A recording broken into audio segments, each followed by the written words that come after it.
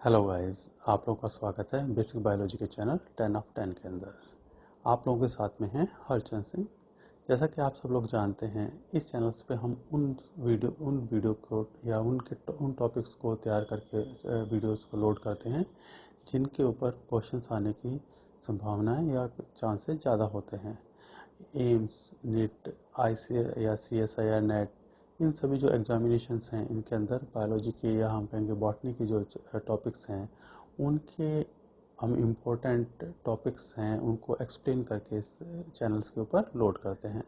तो आज जब हम जो बात करना चाहते हैं वाटर ट्रांसलोकेशन की बात करना चाहते हैं, उसके अंदर हम जाइलम फिजियोलॉजी की बात करना चाहेंगे। उस टॉपिक को हम समझने की कोशिश करेंगे जो कि आपके एनसीईआरटी का जो 11th है, आपकी 11th क्लास की, उसके अंदर भी उसका काफ़ी छोटा सा आपका पॉइंट दिया हुआ है जिस पे स्टूडेंट हमेशा मेरे से क्वेश्चन पुट करते रहते हैं कि इसकी फिजियोलॉजी क्या है, किस टाइप से जाइलम फंक्शन करता है।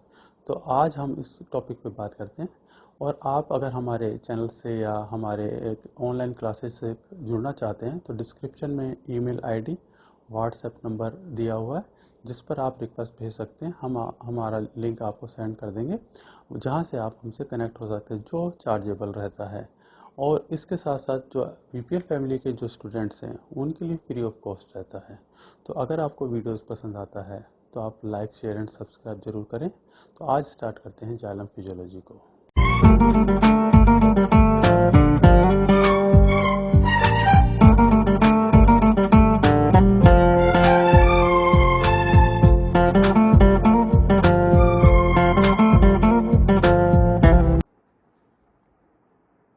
हेलो गाइस, अब स्टार्ट करते हैं अपन जाइलम फिजियोलॉजी को। तो जो टॉपिक है ये स्पेशली जाइलम फिजियोलॉजी है, प्लांट फिजियोलॉजी का पार्ट है। प्लांट फिजियोलॉजी के अंदर अगर हम देखें तो जो हम टॉपिक कर रहे हैं एब्जॉर्प्शन ऑफ वाटर, जो अभी अपना चैप्टर चल रहा है एब्जॉर्प्शन ऑफ वाटर के ऊपर। आई एम हरचंद सिंह, आप सभी को पता है। और जो मेरा इंट्रो है, थोड़ा जो मैंने किया है, अभी करीब 20 ईयर्स से मैं टीचिंग एक्सपीरियंस रखता हूँ। एमएससी बॉटनी से किया एमडीएस यूनिवर्सिटी अजमेर, डूंगर कॉलेज बीकानेर से। मास्टर फिलोसफी किया मैंने एमडीएस यूनिवर्सिटी अजमेर से, सिलेक्ट 99 में किया। नेट मैंने 99 के अंदर किया। और रिसर्च पेपर जो मेरा किया है, डिजिटेशन जो किया है, वो मेरा किया हुआ है ecological and biochemical study of मानसूनी हेलियोट्रोपिडस कैविबॉयस herbaceous threaten taxons of Bikaner district. Teaching experience है 2000 से मैं टीचिंग इस लाइन के अंदर हूँ। पहले मैं डूंगर कॉलेज नीम का थाना, नागौर कॉलेज, खिचड़ी कॉलेज, विनोदनी पीजी कॉलेज, महिला बालिका एकेडमी, महिला महाविद्यालय, रविंद्र एकेडमी और मंडा कॉलेज, और उसके साथ साथ में 10 आफ्टर 10 बायोलॉजी क्लासेस को चला रहे हैं अपन, एम्स और नीट की जो तैयारी करवाते हैं हम। तो ये हम मेरा छोटा सा एक इंट्रो था। और अब हम स्टार्ट करते हैं जाइलम फिजियोलॉजी, जो हमारा आज का टॉपिक है। तो स्पेशली इस टॉपिक को करने की ज़रूरत कैसे क्यों महसूस होती है हमें, क्योंकि जो एनसीईआरटी है उसके अंदर जो ट्रांसपोर्टेशन का, जब हम या ट्रांसपोर्टेशन की हम बात करेंगे बल्क मास फ्लो के अंदर, तो उस टॉपिक के अंदर इसका बहुत ज़्यादा रोल होता है। ये उसी टाइप से है जैसे हम ह्यूमन फिजियोलॉजी करते हैं और हार्ट से हम मूवमेंट कराते हैं ब्लड का, तो उसके अंदर वो आर्टरीज एंड वेन कैसे वर्क कर रही है, वो अगर हमें नहीं पता तो हमें कुछ चीज़ें यानी कि कुछ नॉलेज हमारा मिस हो रहा होता है उस टॉपिक के अंदर से। उसी टाइप से जाइलम फिजियोलॉजी, ट्रांसपोर्टेशन जब हो रहा है वाटर का या मिनरल्स का, तो किसके थ्रू हो रहा है, क्या मेथड है उसका, वो आपको पता होना चाहिए। और बेसिक्स हैं ये स्पेशली प्लांट फिजियोलॉजी के, तो हम इसके ऊपर आज टॉपिक पे बात करते हैं। तो ये जो पॉइंट है ये कहाँ से लिया गया है या हम क्यों इसको रीड कर रहे हैं। एनसीईआरटी का जो टॉपिक चल रहा है ट्रांसलोकेशन वाला, उसके अंदर xylem is the associated with the translocation of the many water, mineral, salts and सब organic nitrogen hormones from the roots to the aerial part of the plant. ये लाइन लिखी गई है, इसके अंदर से क्वेश्चन बनता है कि जो जाइलम है वो किस किस को ट्रांसलोकेशन कर रहा है, मिनरल साल्ट्स को, वाटर को कर रहा है, organic nitrogen and the hormones को कर रहा है। ये टॉपिक बनता है और इसको हम समझने की कोशिश करेंगे कि ये वो किस टाइप से कर रहा है। तो सबसे पहले हमें आपके जो स्टेम होता है हमारा प्लांट का, उसको हमको समझना होता है कि जाइलम जो है वो किस टाइप से बना हुआ है, या वेस्कुलर स्टैंड जो है उसका फॉर्मेशन कैसे हुआ हुआ है। अगर मैं इस डायग्राम को देखता हूँ तो ये सबसे बाहर की साइड में, या हम इसकी तरफ बात करूँ तो सबसे पहले बाहर की साइड में फ्लोएम एरिया है, फ्लोएम के बाद कैम्बियम है, उसके बाद जाइलम है। जाइलम जो है, जाइलम के अंदर 4 पार्ट्स होते हैं, 4 टाइप की सेल्स मिलती हैं आपको। ट्रैकेट्स मिलते हैं, वेसल्स मिलते हैं, फाइबर्स मिलते हैं और parenchyma sales, xylem parenchyma sales होती है, जिसको रे सेल्स भी कहते हैं। जो रे सेल होती है ये रेडियली अरेंज्ड होती है, और आपकी वेसल्स और ट्रैकेट्स होती है वर्टिकली अरेंज होती है इस टाइप से। और अगर ये वर्टिकली इस टाइप से अरेंज है तो आपकी रे पैरेन्काइमा इस टाइप से अरेंज है, आप ये समझ लीजिए, आप इस टाइप से अरेंज है, ठीक है। तो ये जो चीज है इस टाइप का हमारा इसके अंदर जाइलम का अरेंजमेंट होता है। 4 टाइप की हमारे पास सेल्स होती है। तो xylem consist of 4 kind of cells. First है ट्रैकेट्स, सेकंड है वेसल्स, थर्ड है फाइबर्स एंड फोर्थ है आपका xylem parenchyma. Only parenchyma cells are the living, बाकी सब डेड सेल्स होती है। Only parenchyma cells are the living, they occur most abundantly in the ray, जो मैंने आपको बताया रेडियली जो अरेंज है, ray that are radially through the wood of the tree, उसमें रेडियली अरेंज रहती है। Vertically arranged tracheid and vessels involve in the transport of xylem sap. जो जाइलम सैप यानी कि हम कह रहे हैं मिनरल मास फ्लो का जो ट्रांसपोर्टेशन होगा वो वर्टिकली अरेंज जो सेल्स हैं ट्रैकेट एंड वेसल्स है उनके थ्रू होगा। तो both vessels and tracheids are the elongated cells, but tracheids are the longer and the narrow than the vessels. जो ट्रैकेट्स होती हैं वो स्पेशली लंबी होंगी, पतली होंगी, ठीक है ना। वेसल्स छोटी होगी और थोड़ी सी विड्थ में, साइज में बड़ी होंगी। Both the function as a dead element, दोनों ही डेड एलिमेंट की, यानी कि जब डेड हो जाती हैं सेल्स के अंदर प्रोटोप्लाज्म नहीं रहता है उस वक्त वो फंक्शन करती है। Before the death some changes in wall occur that are the important for the water flow through them. उससे पहले जब डेड हो रही है उससे पहले इसमें कुछ मॉडिफिकेशन हो जाते हैं। कौन कौन से मॉडिफिकेशन आते हैं उनकी बात कर लेते हैं। One change is the formation of the secondary wall. First जो प्राइमरी वॉल होती है वो तो परमिएबल होती है, सेकेंडरी वॉल का फॉर्मेशन हो जाता है, ठीक है। कंसिस्टिंग ऑफ द किससे बनी होती है, सेल्यूलोज से बनी होती है, लिग्निन से बनी होती है, हेमीसेल्यूलोज से बनी होती है। This wall the confer the consideration compression strength on the cell that prevent them from the collapsing under the extreme tension। ये जो सेकेंडरी वॉल होती है, जो एक्सट्रीम कंडीशंस यानी कि एक्सट्रीम प्रेशर क्रिएट होता है, क्योंकि जब उसको हायर वाटर को हायर टॉप तक लेके जाना है तो प्रेशर जितना ज़्यादा क्रिएट होगा तभी तो ऊपर तक जाएगा। तो उस कंडीशन को ये जो सेकेंडरी वॉल का फॉर्मेशन होता है वो स्ट्रेंथ जो होती है वो उसको स्ट्रेंथ मिलती है और वो उसमें कोलैप्स नहीं होती है। और दूसरा जो है इसके अंदर, lignified secondary walls are the not as the permeable to the water, वो परमिएबल नहीं होती। प्राइमरी वॉल होती है वो परमिएबल होती है, ठीक है ना। ये क्वेश्चन है, हमेशा ध्यान में रखना है इस चीज को। But in the forming they live in the पिट्स।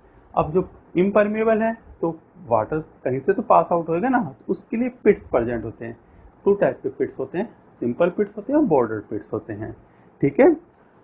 The border pits, the secondary wall extended over the centre of the pit and the primary wall are the swollen. जो प्राइमरी वॉल होगी वो फूल जाएगी और उसके बाहर की साइड में जो सेंटर जो होता है वहां पर डिपोजिशन होता है, ठीक है ना। Primary wall swollen in the centre of the pit to the form the torus. जो बीच में जो प्राइमरी वॉल होगी उससे टोरस का फॉर्मेशन, अभी अपन डायग्राम देखते हैं इसका, ठीक है। The torus act as the wall closing when the pressure on the one side is the greater than the pressure on the other side. जब टोरस जो होता है उसके दोनों साइड के अंदर एक साइड में प्रेशर ज्यादा होता है तो वो क्लोज हो जाते हैं, वॉल की तरफ फंक्शन करते हैं। तो इस डायग्राम को अपन समझने की कोशिश करती है। ये ट्रैकेट्स हैं, इसके अंदर पिट्स हैं, बॉर्डर पिट्स हैं, बॉर्डर प्रेजेंट है और सेंटर के अंदर ये देखो आप, ये टोरस है, ये प्राइमरी सेल वॉल है, ठीक है। टोरस प्रेजेंट होता है। टोरस जो होता है वो पिट्स का काम करता है, ठीक है। ट्रैकेट्स के अंदर दिखा रहे हैं, ट्रैकेट्स के अंदर बॉर्डर पिट्स हैं। अब ये ट्रैकेट्स के अंदर जो बॉर्डर पिट्स है, अब ये देखो ये बीच में है, ये चल रहा है, ये बॉर्डर पिट्स है, ये सेकेंडरी वॉल का फॉर्मेशन हो, प्राइमरी वॉल है। अब यहाँ पर जैसे ही प्रेशर क्रिएट होता है तो यहाँ से ये रास्ता बंद हो जाता है, ब्लॉक हो जाता है ये, ठीक है ना। तो ये जो मेन फंक्शन है इसका, पिट का कि ये वाटर ट्रांसलोकेशन को रोकता है या उसको कंट्रोल करने का काम करता है। ये जो दो चेंजेस होते हैं ये इम्पोर्टेंट होते हैं, ये डेड जब होती है सेल उससे पहले ही जाइलम में हो जाते हैं। इस टाइप से अगर हम इलेक्ट्रॉन माइक्रोस्कोप की तरह देखते हैं तो ये जो पिट है, ओपनिंग पिट दिखाई दे रही है आपको, ये जो पिट्स है, अभी इस डायग्राम में आप देखो, ये जो पूरा का पूरा है, ये देखिए आप, ये बॉर्डर पिट्स है, ये आपकी पिट मेम्ब्रेन है। ये जो पिट मेम्ब्रेन है, यहाँ पर बीच में आपको टॉरस होगा जो कि वाटर के ट्रांसपोर्टेशन को कंट्रोल करता है। तो इस डायग्राम से आपको काफी कुछ पिक्चर समझ में आ गई होगी कि किस टाइप से यहाँ पर पिट का फॉर्मेशन होता है। पिट जो है वो ट्रैकेट्स में प्रेजेंट है, पोर्स आपको मिलेंगे, ठीक है। पिट्स का काफी रोल रहता है ट्रैकेट्स के अंदर, तो उस चीज के ऊपर हम बात कर रहे हैं। तो अब जो पिट है, ठीक है ना, बॉर्डर पिट्स जो हैं वो किस टाइप से फंक्शन करते हैं या किस टाइप से वर्क कर रहे होते हैं, ट्रैकेट्स में प्रेजेंट होते हैं। It is the important in the realize that the suction pressure is the determined by the pore size of the cell wall channels। अब जो पोर साइज है यानी कि बॉर्डर पिट्स का जो साइज है, ठीक है ना, वो कंट्रोल करता है स्पेशली सक्शन प्रेशर को। ट्रैकेट्स में सक्शन प्रेशर क्रिएट होता है। अब ये ध्यान में रखना है, note the size of the xylem conduit themselves. जितनी लंबाई है उसके ऊपर उसका जो प्रेशर है वो डिपेंड नहीं करता है, उसकी साइज के ऊपर डिपेंड करता है। ये आपको ध्यान में रखना है। The maximum suction pressure delta P sustained by the circular air water interface. Okay, जब दोनों के दोनों जो वाटर और एयर का जो लिंक होगा उसके कारण से जो इंटरफेस बनता है उसके कारण से आपका सक्शन प्रेशर क्रिएट होता है, ठीक है ना। Air water interface held in the pore is the inversely proportional to the radius of the pore. Tyree Sperry ने 1989 और स्पेरी 1995 के अंदर इस चीज को एक्सप्लेन किया था, ठीक है ना। डेल्टा पी इक्वल टू होता है T2 cos alpha oblique RP, ठीक है ना। तो T is the surface tension of the water, ये तो T तो सरफेस टेंशन ऑफ वाटर हो गया, और जो अल्फा है is the contact angle between the meniscus and the pore wall, ठीक है। जो एंगल्स बनेगा इनके बीच में, जो एंगल बनता है, ये जो एंगल बनता है ये अल्फा होता है, जो सक्शन प्रेशर के कारण, ये सक्शन प्रेशर सरफेस टेंशन के कारण बनता है, ठीक है ना। सरफेस टेंशन के बारे में मेनिस्कस बनेगा तो यहाँ पर जो एंगल बनता है ये अल्फा कहलाता है। ये जो साइज है, ठीक है, इसका इवन, अब ये क्या है, अभी R है, जितना R छोटा होगा प्रेशर उतना ही ज्यादा हो जाएगा। तो इनवर्सली प्रोपोर्शनल है, तो R जितना छोटा होगा यानी कि उसका पोर की साइज जितनी छोटी होगी उसमें सक्शन प्रेशर उतना ही ज्यादा होता है। ये आप हमेशा ध्यान में रखना। ये ट्रैकेट्स की बात कर रहा है जिसमें बॉर्डर पिट्स प्रेजेंट है, ठीक है। Even the 5 micrometre diameter conduit is the too large to the generate any significant suction. कब कितना लगभग हो रहा है, अगर वो 5 माइक्रोमीटर डायमीटर का है तो ट्रैकेट से 58 किलो पास्कल प्रेशर क्रिएट हो रहा है। In the contrast of the wetted cell wall pore of the 20 nanometre, तो 1 जो माइक्रोमीटर होता है, ठीक है ना, वो इक्वल होता है अपने, यानी कि या अपन ये कह लें कि नैनोमीटर जो है वो 1000 के इक्वल है, तो ये जो होगा 20 नैनोमीटर है तो ये कितने माइक्रोमीटर के इक्वल हो गया, 20,000 माइक्रोमीटर के इक्वल हो गया, डायमीटर हो गया, यानी कि उतना ज्यादा बड़ा हो गया वो। यानी कि माइक्रोमीटर आपका जो नैनोमीटर है वो छोटा है, तो यानी कि वो उतना ही ज्यादा छोटा हो गया। 20,000 नैनोमीटर बना आपका, नैनोमीटर था, इसको हमने माइक्रोमीटर में कन्वर्ट हुआ तो 20,000 वो छोटा हो गया, ठीक है ना, डायमीटर उसका। तो उसके कारण से क्या होगा, वो जनरेट करेगा 14 मेगापास्कल सक्शन प्रेशर क्रिएट करता है। वो जितना पोर छोटा होता चला जाएगा उतना ज्यादा सक्शन प्रेशर क्रिएट होता चला जाता है। ये आपको हमेशा ध्यान में रखना है। अब हम बात करते हैं जाइलम के स्ट्रक्चर के ऊपर, ट्रैकेट एंड वेसल्स के ऊपर। इस पॉइंट्स को आप बहुत अच्छी तरह से ध्यान देख लीजिए कि इसके अंदर हम जाइलम वेसल्स की अगर हम बात करते हैं तो वेसल जो होते हैं पिट्स इसमें भी प्रेजेंट है, ठीक है ना, पिट्स इसमें भी प्रेजेंट है। जब वेसल्स जो होती हैं ये आपस में जुड़ती है, यहाँ परफोरेशन प्लेट का फॉर्मेशन होता है। जबकि ट्रैकेट्स जो होते हैं यहाँ पर परफोरेशन प्लेट का फॉर्मेशन नहीं हो रहा, यहाँ पिट्स ही हैं। ये देखिए आप, ये जो ट्रैकेट्स है, ठीक है ना, ये पिट्स हैं, पिट्स हैं, पिट्स हैं, ये पॉइंटेड होता है ट्रैकेट्स, ठीक है ना। और अगर वेसल्स है वो उसके अंदर, वो लंबाई के अंदर उसके अंदर कंड्यूट जो होता, कंटिन्यू उसका फ्लो के लिए आपको चैनल्स मिलता है, ठीक है ना, और उसमें परफोरेशन प्लेट का फॉर्मेशन होता है। इसके अभी अपन बात करते हैं। और पिट्स इसमें भी प्रेजेंट है। अब पिट इसमें प्रेजेंट है, आपस में दोनों के दोनों जो फ्लोएम्स होंगे, वो जो दोनों जुड़े हुए हैं वेसल, जो फ्लोएम के वेसल जो दोनों जुड़े हुए हैं उसमें ट्रांसफर होता है, ठीक है ना। अब जब फ्लो ज्यादा होगा, ठीक है ना, या प्रेशर ज्यादा होगा उसके ऊपर मूवमेंट का, तो इसमें फ्लो नहीं होता या कम होता है। जबकि ट्रैकेट्स में जो ट्रांसफर होगा वो सक्शन प्रेशर के थ्रू, इन पिट्स के थ्रू ही ट्रैकेट्स में मूवमेंट होता है, ट्रांसपोर्टेशन होता है। इन दो बातों को, बेसिक्स को हमेशा ध्यान में रखना कि पॉइंटेड होते हैं, ये आपस में कनेक्टेड जब होते हैं तो पिट्स के थ्रू ही होते हैं, ट्रैकेट्स पिट के थ्रू ही कनेक्टेड होते हैं, वहाँ परफोरेशन प्लेट का फॉर्मेशन नहीं होता है। जबकि वेसल्स में परफोरेशन प्लेट का फॉर्मेशन होता है और ट्यूब लाइक स्ट्रक्चर का फॉर्मेशन करती है ये, ठीक है। तो मैक्सिमम ट्रांसलोकेशन जो होगा, ठीक है, या ट्रांसपोर्टेशन जो होगा वाटर का, वो वेसल्स के थ्रू होता है। अब उसका आप रीजन अपन जानेंगे कि उसका कारण क्या है, तो ज्यादा क्यों होता है उससे। ट्रैकेट diameter range of the 10 to 25 micrometer, whereas the vessels element are the typically 40 to 80 micrometer in diameter and can be the much wider। चौड़ा ज़्यादा होगा, ये हमेशा ध्यान में रखने की बात है कि इसका जो डायमीटर होता है, वेसल्स का डायमीटर होता है, वो ज़्यादा होता है ट्रैकेट के कंपैरिजन के अंदर। अब यहाँ पर एक छोटा सा कन्फ्यूजन्स आते हैं कि मैंने कहा कि वेसल्स के थ्रू ज़्यादा होता है, हमने वहाँ पर ट्रैकेट्स की बात की, हम कैपिलरीज की बात करते हैं तो हम ये सोच के बैठते हैं कि ट्रैकेट्स के थ्रू वाटर ज़्यादा मूवमेंट करेगा। अभी उसका रीजन भी अपन देख लेंगे। ट्रैकेट्स के अंदर जो ट्रांसपोर्टेशन होता है वो पिट्स के थ्रू होता है, ठीक है। ये आप बात हमेशा ध्यान में रखेगा।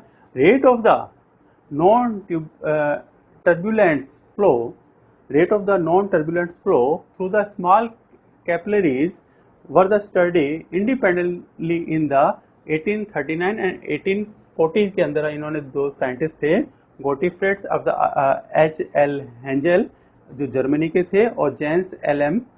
क्या था, पॉइशुला, ठीक है ना, L.M. पॉइशुला जो फ्रांस के थे। इन दोनों साइंटिस्ट ने इनके रेट ऑफ जो फ्लो था उसकी स्टडी की थी। काफ़ी पुरानी स्टडी है, पता नहीं क्यों नहीं बुक्स के अंदर ये ज़्यादा आता, लेकिन काफ़ी इम्पोर्टेंट स्टडी है, काफ़ी अच्छी बुक्स के अंदर इन सभी के अंदर इस थ्योरी को दिया जाता है। अगर आप लोगों ने पढ़ा है तो बहुत अच्छी बात है, लेकिन इस थ्योरी के अकॉर्डिंग ही हम उसकी रेट जो होती, फ्लो जो होता है उसको, उसका कैलकुलेशन कर सकते हैं। The rate of the flow is the reduce by the friction addition, ठीक है, between the fluid and the side of the capillary tubes. The molecules of the fluid touching the capillary wall do not move at all and the molecules in the center of the tubes move the farthest in the given time। अब ये जो चीज होती है, fathers जो होती है, अगर ज़्यादा होता है वो सेंटर पॉइंट से होता है। अभी अपन इसका डायग्राम देखते हैं। They found to the from the parabolic cones, parabolic cone का फॉर्मेशन करता है। अब इससे एक बार डायग्राम देख लेते हैं। ये पैराबोलिक कोन का फॉर्मेशन होता है, ये इसकी चौड़ाई है, विड्थ है, ठीक है ना। अब जब मैंने कहा, इन्होंने कहा कि कैपिलरी के अंदर अगर वो ज़्यादा पास में है, यानी कि पतली है कैपिलरी, तो उसके अंदर एडिशन होने का से उसके अंदर जो मूवमेंट होगा, जो पास के जो मॉलिक्यूल्स हैं उनमें मॉलिक्यूल्स कम मूवमेंट करते हैं, इसके कारण से ये जुड़े रहते हैं, इसके कारण से ये पैराबोलिक स्ट्रक्चर का फॉर्मेशन होता है। और सेंटर का जो मॉलिक्यूल्स होता है वो सबसे ज़्यादा उसके में स्पीड होती है, वो सबसे आगे रहता है।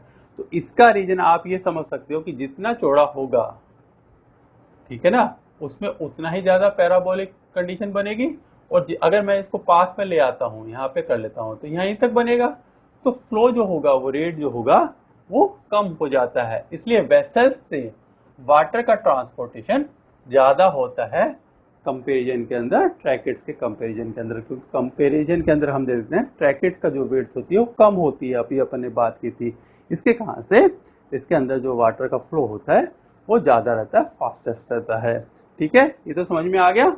ये जो यूज किया था सब आपने, सबसे पहले साइंटिस्ट जो थे उन्होंने बता दिया था, ठीक है ना। उसके बाद जिमरमैन जो साइंटिस्ट थे उन्होंने इसको सबसे पहले उनकी परमिशन से इसको यूज किया था इसके ऊपर ट्रांसपोर्टेशन के अंदर।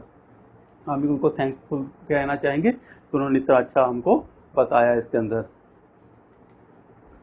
ठीक है, हेंजल and Poiseuille work out and the equation for flow rate through the capillary as a function of the capillary size and the found the rate of the proportional to the fourth power of the radius of the capillaries। Zimmerman ने 1983 के अंदर बताया था।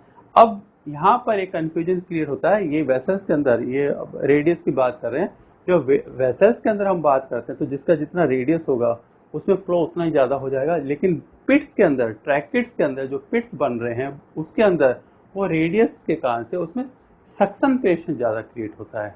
ये आप हमेशा ध्यान में रखना। Applying the Hagen Poiseuille equation to the tracheid and vessels produce the some highly significant results. अब जब हमने इस इक्वेशन को यूज किया तो काफ़ी सिग्निफिकेंट रिजल्ट्स हमें मिलते हैं। Consider the tracheids 20 micrometre diameter के हम ट्रैकेट्स लेते हैं और 2 हम वेसल्स लेते हैं 40 माइक्रोमीटर और 80 माइक्रोमीटर की। जब इसके अंदर फ्लो देखते हैं, रिलेटिव डायमीटर जो हम इसका रिलेशन निकालते हैं तो इसका 1, ठीक है ना, 1, 2 एंड 4 रिलेशन निकलता है, और इसका जो फ्लो हम देखते हैं तो उसके अंदर 116 और 256 जो होता है वो फ्लो हमें मिलता है। ठीक है ना, रेडियस के थ्रू हमको जो फ्लो मिलता है वो जो रेशो के हिसाब से हम बात कर रहे हैं, जो रेशियो के हिसाब से हम बात करते हैं डायमीटर के हिसाब से, वो हमें मिलता है। अगर हम इसका दोनों का कंपैरिजन देखते हैं तो जब ट्रैकेट्स 1 है, ठीक है ना, वेसल जो होती है वो जब 4 गुना ज़्यादा हुआ, ठीक है, 4 गुना ज़्यादा है तो उसके अंदर फ्लो 256 मल्टीप्लाई हो जाता है, तो काफ़ी ज़्यादा हो जाता है उसका। ठीक है ना, ये आपको ध्यान में रखना। This means the all other the factor being the equal that the 256 times as much sap would flow through the 80 micrometer vessels as through the 20 micrometer trackets। जितना ज़्यादा उसका चौड़ाई होगी, विड्थ होगी, उसमें उतना ही ज़्यादा फ्लो ज़्यादा होगा। ये पॉइंट आपको ध्यान में रखना है।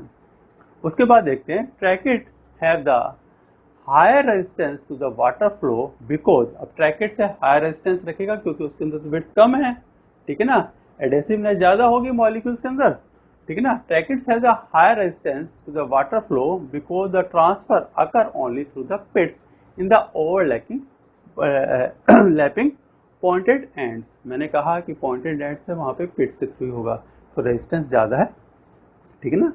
Where as the transfer from the one vessels to the another often occur over a considerable distance through the lateral pits. मैंने कहा जब 2 होंगे तो लैटरल पिट्स के थ्रू भी उसमें मूवमेंट होगा। Lateral walls as the 2 vessels lie in the contact next to each other। जब दोनों की दोनों जुड़ी हुई हैं तो उनमें पिट्स के थ्रू ट्रांसपोर्टेशन हो जाता है। Transfer does not occur through the vessels end which are not aligned. अगर दोनों एंड यानी कि यहाँ पर परफोरेशन प्लेट का फॉर्मेशन नहीं हो रहा तो उस वेसल्स के अंदर ट्रांसपोर्टेशन नहीं होगा, ठीक है ना। Vessels are the much longer, so water has to the pass through the pit less frequent as it the move the up। अगर मूवमेंट ज़्यादा ऊपर है तो साइड में जो होगा मूवमेंट वो नहीं होगा। Flow through the large vessels is the much more rapid। Flow through the large vessels is the much more rapid for a given pressure gradient than it is the through the trackettes। Trackets के comparison में flow ज़्यादा रहता है large vessels के अंदर। All the shape flow the occur through these the vessels and the only A small amount through the tracheids. Maximum जो होता है, करीब हम ये कह लें कि 95% जो ट्रांसपोर्टेशन होता है जाइलम सेप का वो वेसल्स के थ्रू होता है, कुछ क्वांटिटी में ट्रैकेट्स के थ्रू होता है। तो आप लोगों को ये टॉपिक कैसा लगा मुझे ज़रूर कमेंट्स में बताइएगा, और अगर आप मुझसे कॉन्टैक्ट करना चाहते हैं तो बीकानेर 10 of 10 outlook.com पे या harchandsakkawal@gmail.com पे या व्हाट्सएप मुझे कर सकते हैं आप 8619448644 पे। अगर आपको ये वीडियो पसंद आया बेटा तो आप लाइक शेयर एंड सब्सक्राइब जरूर करें और कमेंट जरूर करें। Thank you.